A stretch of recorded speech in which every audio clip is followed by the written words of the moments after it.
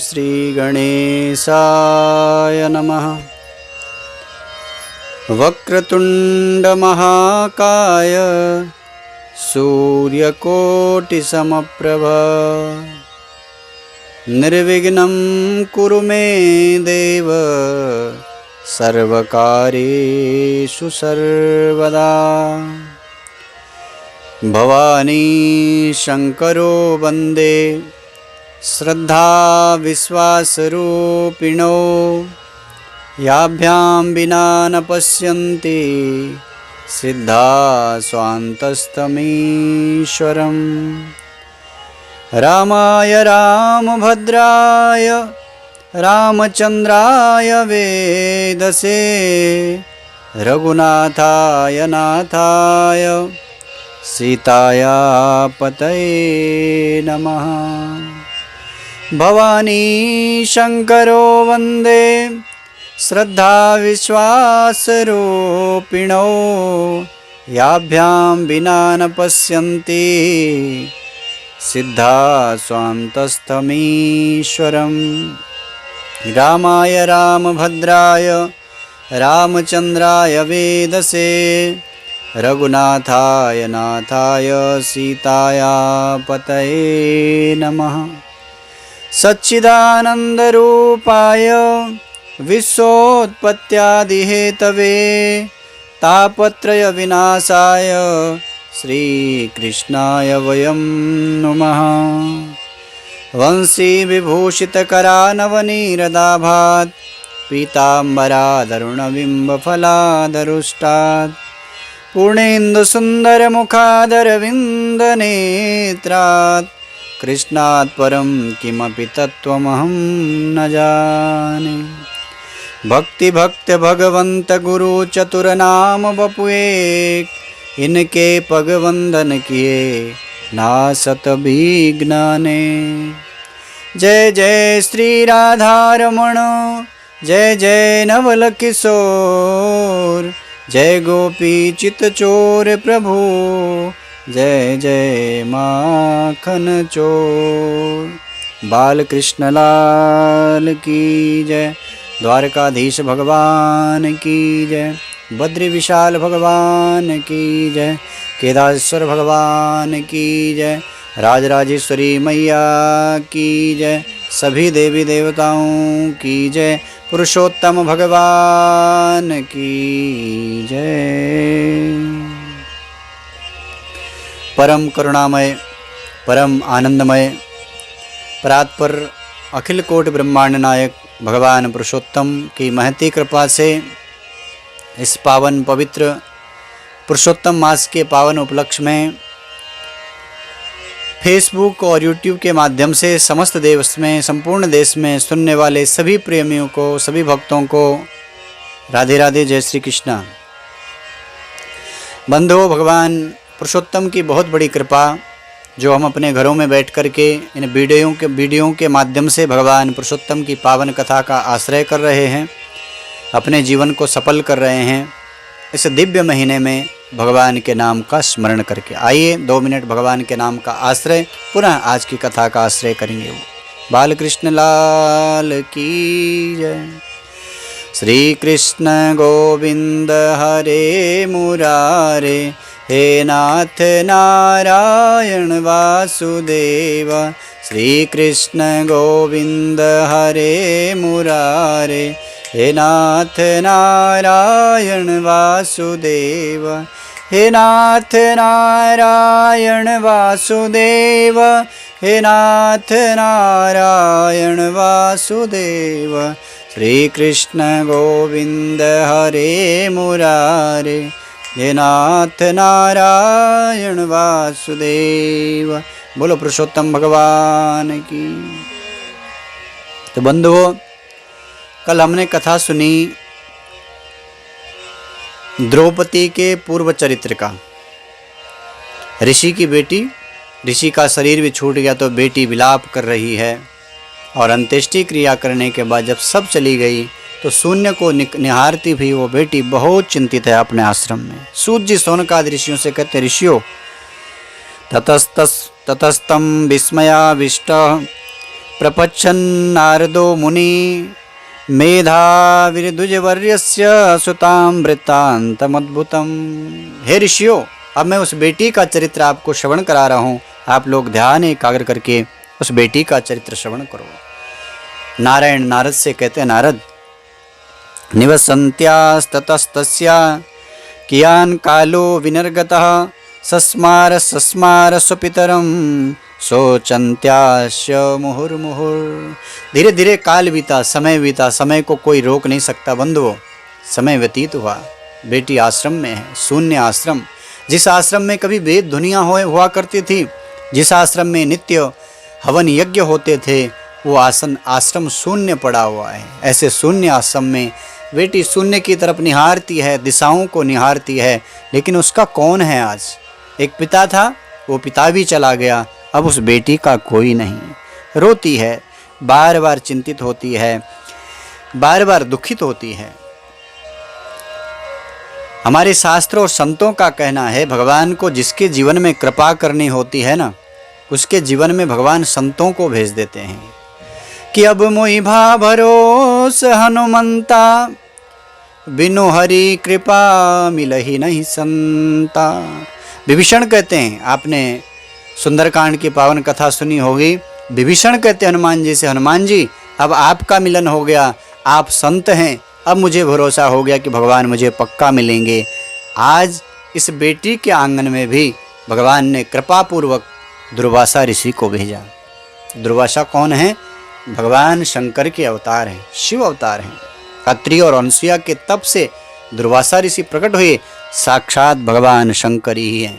और इतने क्रोधी हैं कि बड़े बड़े ज्ञानी जिनको देख करके डर जाते हैं, ज्ञानी नहीं, बड़े बड़े देवता भी जिन ऋषि को देख करके कांपने लगते हैं, वो दुर्वासा ऋषि का आगमन हुआ। लंबी लंबी जटाएं, जिनकी जटाएं न जाने कितने पवित्र नदियों के जल से सिंचित हुए हैं, न जाने कितने तीर्थों से, कितने पावन पवित्र नदियों से स्नान करके दुर्वासा ऋषि आगमन हो रहा है।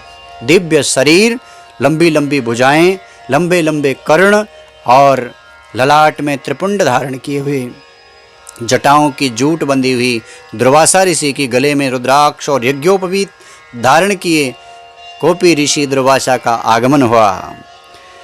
यस्त्वजन्यन्या राजेन्द्र शैशवेति प्रसादतः त्रिदशाकर्षणीं विद्यां ददावस्मै सुपूजितः। भगवान कृष्ण युधिष्ठिर से बोले, युधिष्ठिर भैया, ये वही दुर्वासा हैं तुम्हारी माँ कुंती ने बचपन में जिन दुर्वासा की कृपा से एक मंत्र प्राप्त किया था और उस मंत्र के द्वारा भगवान सूर्य का आवाहन किया, वही दुर्वासा ऋषि का आगमन हुआ। भगवान कृष्ण युधिष्ठिर से बोले, युधिष्ठिर तुम्हारे वंश में दुर्वासा की बहुत बड़ी कृपा है भैया पहले से, और एक बार की घटना मैं तुम्हें सुनाता हूँ युधिष्ठिर। एक बार इन दुर्वासा ऋषि ने हमारे ऊपर भी बहुत बड़ी कृपा की। हमारे यहाँ आए, हमने दिव्य रथ सजाया ऋषि दुर्वासा के लिए। दुर्वासा ने कहा, हम रथ में तो बैठेंगे पर रथ में घोड़े नहीं लगेंगे। भगवान कृष्ण ने कहा, कौन लगेगा प्रभु ऋषि, कौन रथ में लगेगा?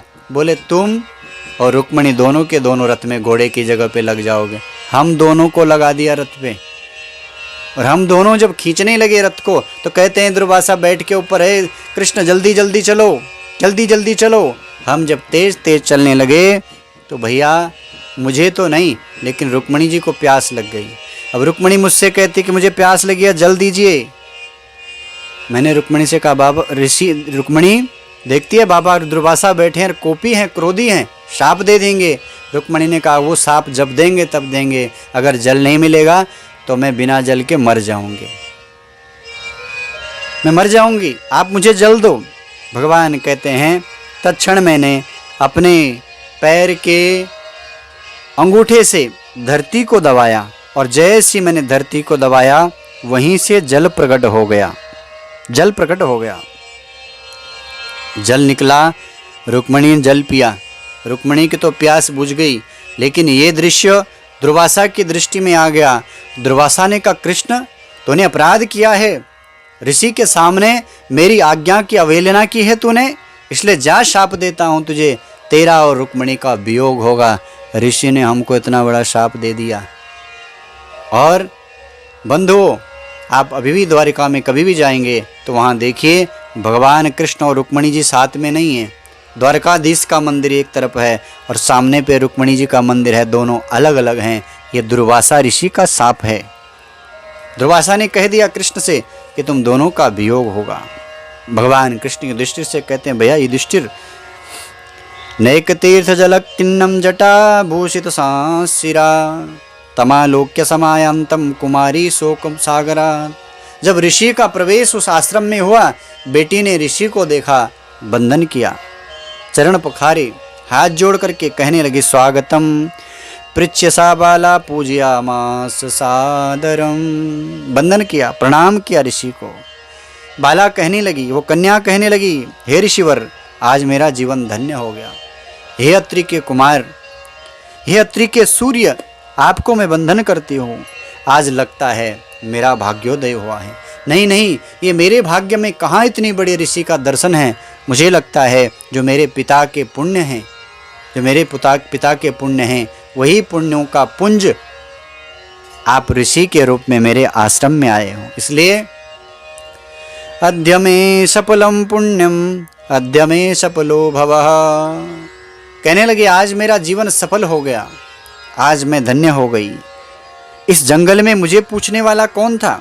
दुर्वासा ऋषि ने कहा, बेटी तू धन्य है, तूने अपने कुल को, अपने वंश को पवित्र कर दिया। मेधावी ऋषि की तू कन्या है बेटी।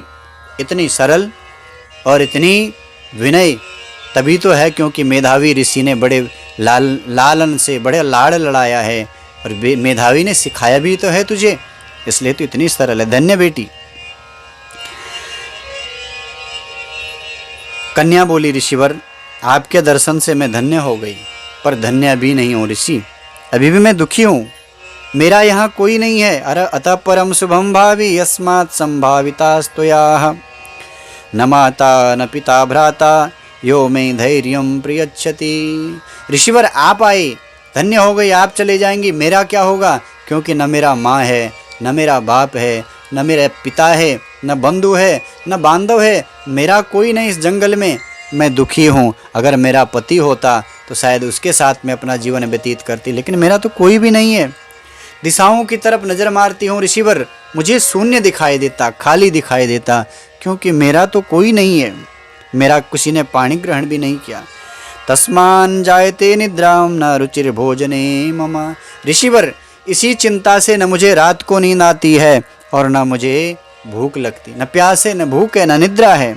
मैं चिंतित हूँ ऋषिवर, मुझे इस बात की बहुत बड़ी चिंता है। बार बार वो बेटी दुर्वासा ऋषि के आगे रोने लगी और दुर्वासा ऋषि बोले, बेटी तो चिंता मत कर बेटी, इसके आगे जो तीसरा महीना है वो पुरुषोत्तम महीना आने वाला है। पावन पवित्र और दिव्य महीना है बेटी, पावन पुरुषोत्तम मास आने वाला है। इसलिए बेटी तो चिंता मत कर, अब तेरा कल्याण होगा। बेटी ने कहा, मैं क्या करूं महात्मन, पुरुषोत्तम मास मैंने तो सुना है मलिन होता है। दुर्वासा ऋषि ने कहा, बेटी ध्यान से सुन। तस्मिन् स्नातो नरस्तीर्थम मुच्यते भ्रूण हत्यया एतत्तुल्यो न कोप्यन्यः कार्तिकादिषु सुंदरी। ऋषि ने कहा, बेटी इस महीने से बढ़कर के कोई श्रेष्ठ महीना नहीं है। इस महीने से बढ़कर के कोई कार्तिक, वैशाख इत्यादि कोई भी महीना श्रेष्ठ नहीं है। ये महीना पुरुषोत्तम का बहुत श्रेष्ठ है। सर्वे मासा तथा पक्षा पर्वण्यान्यानि ये पुरुषोत्तमस्य मासस्य कलाम नारंति षोडशीम। भगवान स्वयं बोले और ऋषिवर कह रहे हैं, बेटी इस महीने के बराबर कोई महीना हो ही नहीं सकता, बल्कि इस महीने की 16वीं कला के समान भी कोई महीना है नहीं। जितनी महिमा इस पुरुषोत्तम मास की है बेटी, इतनी महिमा किसी महीने की नहीं है। बेटी द्वादशसहस्राणि गंगा स्नानेन यत्फलम गोदावरीम सकृत स्नानाद फलम सिंहगे गुरु। हे बेटी 12 वर्ष तक नित्य गंगा स्नान का जो फल है और नित्य सिंह के सूर्य का जो स्नान का फल है देवी बेटी, वो भी इस महीने के षोडश कला के समान नहीं है। यानी इस पवित्र पुरुषोत्तम मास में अगर आपने किसी पवित्र नदी का सेवन किया है, भगवान का नाम का आश्रय किया, भजन किया है, कीर्तन किया है, दान किया है, भगवान का अभिषेक किया है, तो बंधु वो अनंत गुणा उसका फल है। और महीने में जो आप करते हैं उससे श्रेष्ठ पुरुषोत्तम मास के अंदर जो आप भजन जप पूजन स्नान करते हैं उसका फल अनंत गुणा है। कृष्ण बल्लभ मासो नाम नाम च पुरुषोत्तम तस्मिन् संसेविते बाले सर्वं भवति वांछितम। भगवान ऋषि कहते हैं दुर्वासा बेटी इस महीने में इसलिए तू भगवान कृष्ण की आराधना कर, भगवान पुरुषोत्तम का जप कर, क्योंकि इस पुरुषोत्तम मास को भगवान ने स्वयं अपना नाम दिया है। इसलिए बेटी तू इस महीने भगवान का सेवन कर, जप कर, भजन कर, इससे ही तेरा कल्याण होगा। हे बेटी इससे ही तेरा कल्याण होगा। और देख इस मास की महिमा में मैं तुझे बताता हूँ। एक बार मैंने अम्बरीश को भस्म करने के लिए अब कृत्या को उत्पन्न कर दिया था। जब कृत्या अम्बरीश को मारने के लिए गई तो अम्बरीश तो भगवान का भक्त है, परम भक्त है, भगवान का चक्र स्वयं अम्बरीश की रक्षा करता था। जब कृत्या गई तो चक्र ने कृत्या को समाप्त करके वो चक्र मुझे मारने के लिए दौड़ा। तब मेरा यही पुण्य बेटी पुरुषोत्तम मास महीने में मैंने जप किया था, जो भजन किया था, उसी भजन के प्रभाव से भगवान मुझसे प्रसन्न हुए और बेटी वो चक्र शांत हुआ, नहीं तो मैं मर जाता।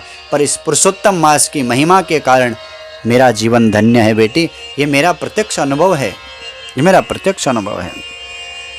कन्या कहने लगी स्वामी आप क्या बात करते हैं, मैंने तो पुरुषोत्तम मलमास की जो महिमा सुनी है उसमें तो पुरुषोत्तम उस मलमास की महिमा में तो लिखा है कि मलमास का सेवन न करें, क्या और महीने नहीं है?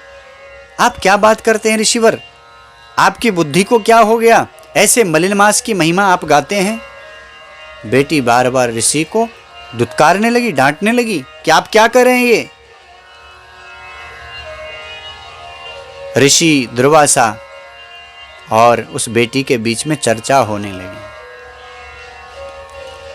बंधुओं आज हमारा जो म्यूजिक आपको मिल रहा है ये आज हमारे साथ में गोंडा से पंडित अजय शास्त्री जी अपना संगीत दे रहे हैं और बहुत अच्छा हमारे साथ हमेशा रहते हैं, पर इस बार दूर हैं लेकिन वहाँ से भी आपको इस संगीत का साथ अजय जी दे रहे हैं। तो अजय के लिए भी बहुत बहुत साधुवाद, खूब उन्नति करें, खूब प्रगति करें, ये प्रार्थना मैं भगवान पुरुषोत्तम से करूँगा कि इसी तरह से आनंद लोगों को देते रहें। इधर दुर्वासा ऋषि बेटी से कहने लगे बेटी पुरुषोत्तम मास में मुख में अगर भगवान का नाम आ जाए बेटी तो जीवन के जितने पाप ताप होते हैं सब पाप तापों का समन हो जाता है। ऐसी दिव्य महिमा है बेटी पुरुषोत्तम की। तब बेटी कहने लगी आप क्या कहते हैं, न मह्यम रोचते ब्रह्मन यदुक्तम भवता मुनि। हे मुनि, हे ऋषिवर, ये मुझे अच्छा नहीं लगता आप इस मलमास की महिमा को गा रहे हैं। क्या और महीने में कुछ नहीं हो सकता? क्या बैसाख के महीने में जो भजन किया जाएगा उसका फल नहीं मिलता? क्या चैत्र के मास में जो भजन किया जाएगा उसका फल नहीं मिलता? क्या कार्तिक स्नान का फल नहीं है जो आप पुरुषोत्तम मास के बारे में मुझे भजन करने के लिए बोल रहे हैं कि ऐसे मलिन मास में मैं भजन करूं? ऋषिवर, क्या मैं शंकर की आराधना करूंगा तो शंकर मुझे सब कुछ नहीं दे देंगे? क्यों मैं मलिन मास की पूजा करूं? क्यों न मैं पुरुषोत्तम की, क्यों न मैं भगवान शंकर की आराधना करूं? और फिर कहने लगी गणेशा सेविता किं वा न संयचति कामितम व्यतिपादादिकान योगान देवान सर्वाधिकानपि। कहने लगे स्वामी ऋषिवर, क्या गणेश जी की आराधना से सब कुछ नहीं मिल जाता? क्या सूर्य की आराधना से सब कुछ नहीं मिल जाता? क्या अन्य देवताओं को भजने से सब कुछ नहीं मिल जाता? मैं तो पार्वती पति भगवान शंकर का भजन करूंगी, आपका कहना नहीं मानूंगा, मैं मलमास का पूजन नहीं करूंगी। कहने लगी। ऋषि को बहुत क्रोध आया कि मैं तो इसको अच्छा मार्ग बता रहा हूं जिससे इसका कल्याण होगा, लेकिन देखो देखो कितने इसको अभिमान चढ़ गया, मेरी बातों का अतिक्रमण करती है। ऋषि को बहुत भयंकर क्रोध आया, लेकिन ऋषि ने अपने क्रोध को दबा लिया। विचार करने लगे, एक तो स्त्री है, दूसरा न इसका पति है, न इसका बंधु है न इसका भाई है, एक पिता था वो भी छोड़ के चला गया, अब इसका कोई सहारा नहीं। मैं इतना बड़ा कोप करके इसको अगर साप दे दूंगा तो ये कहीं की नहीं रहेगी। और फिर मेधावी ऋषि तो मेरे मित्र हैं, मेरे मित्र की बेटी है तो मेरी बेटी के समान है, इसलिए ऋषि क्रोधी हैं। लेकिन ऋषि ने अपने क्रोध को रोक लिया, क्रोध को किया नहीं, क्रोध को रोक लिया ऋषि ने। और उस बेटी से कहने लगी, बेटी मैं तुझे जला के भस्म कर सकता था, लेकिन तू मेरे मित्र की बेटी है, इसलिए मैंने तेरे ऊपर कोप नहीं किया। ओहो बाले न मे कोपो मित्र जे त्वयि कश्चन यत्ते मनसि निर्भाग्य यथा रुचि तथा कुरु। हे निर्भाग्य, अब मुझे लगता है सच में तू दुर्भाग्य है, तेरा तू निर्भागी है। अब मुझे पक्का लग गया, क्योंकि तूने पुरुषोत्तम का अनादर किया है। मैंने तुझे पुरुषोत्तम की महिमा सुनाई, तूने पुरुषोत्तम का अनादर किया, इसलिए तू निर्भाग्य है। अपरम श्रेयतां बाले भविष्यति किंचिदुच्यते पुरुषोत्तमस्य मासस्य यस्त्वया अनादर कृतम। बेटी जाते जाते मैं तो जा रहा हूँ, अब तेरा अकल्याण होगा, तेरा कल्याण नहीं हो सकता, क्योंकि तूने पुरुषोत्तम का अनादर किया है। जिस पुरुषोत्तम मास को भगवान पुरुषोत्तम ने स्वयं ग्रहण किया है, तूने उस पुरुषोत्तम का अनादर किया, यानी तूने भगवान कृष्ण का अनादर किया है। और कृष्ण तो मेरा आराध्य है, कृष्ण तो मेरा आराध्य है, तूने उसका अनादर किया है, इसका तुझे फल मिलेगा, पुरुषोत्तम तिरस्कार का तुझे फल मिलेगा। मैं तो जा रहा हूँ। ये कहते कहते ऋषि वहाँ से निकल पड़े। अशुभम वा शुभम वापि शक्यते लंघितुम कथम। शुभ और अशुभ भविष्य को टाला नहीं जाता बंधुओं, चाहे शुभ हो चाहे अशुभ हो। पीछे भी कहा, अवश्यमेव भोक्तव्यम कृतम कर्म शुभा अशुभम। भोगना पड़ता है कौन? जो हमने शुभ किया है, जो हमने अशुभ किया है। चाहे शुभ किया है तो बंधुओं शुभ मिलेगा, और अशुभ किया है तो अशुभ मिलेगा। इसलिए जीवन में हमेशा शुभ कीजिए, अच्छा कीजिए, अच्छा व्यवहार से सबके साथ मिलके रहिए।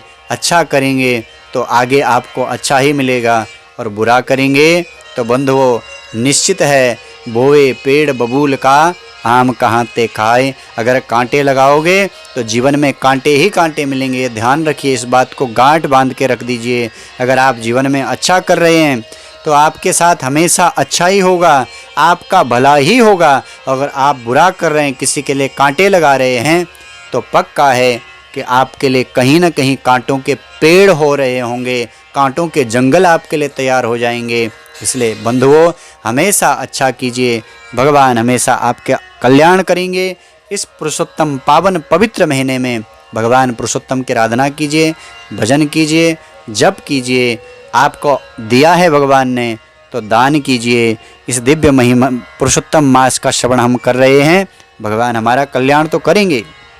तो बंधुओं ऋषि वहाँ से चले गए, ये बेटी उसी आश्रम में है, और वहीं बैठे बैठे इसने अब भगवान शंकर की आराधना शुरू कर दी, शिव पूजन शुरू कर दिया। आगे की कथा हम अगले वीडियो में कल श्रवण करेंगे। एक बार पुनः आपसे निवेदन करूं बंधुओं, आप इस कथा को इन वीडियो के माध्यम से सुन रहे हैं, इसलिए इन कथाओं को और भी अपने साथियों के लिए, अपने मित्रों के लिए, अपने परिवारीजनों के लिए, अपने दोस्तों के लिए इन वीडियो को अधिक से अधिक शेयर कीजिए। और YouTube चैनल आचार्य देवेंद्र गिरधर जो मेरा है, उसको भी आप सब्सक्राइब ज़रूर कीजिए। जहाँ भी आपको ये वीडियो सुनने को मिल रहा है, आप आगे इन वीडियो को बढ़ाइए, ताकि इस पवित्र पावन महीने में अधिक से अधिक लोग इस कथा का पुण्य लेकर के अपने जीवन को सफल करें। पुनः कल आपके बीच में ठीक 3:30 बजे हमारे जो ये वीडियो हैं, 3 से 3:30 बजे के बीच में हमारे ये वीडियो YouTube पे अपलोड हो जा रहे हैं। आप 3:30 बजे के समय पे इन वीडियो को सुन सकते हैं। कल फिर मिलेंगे, तब तक के लिए राधे।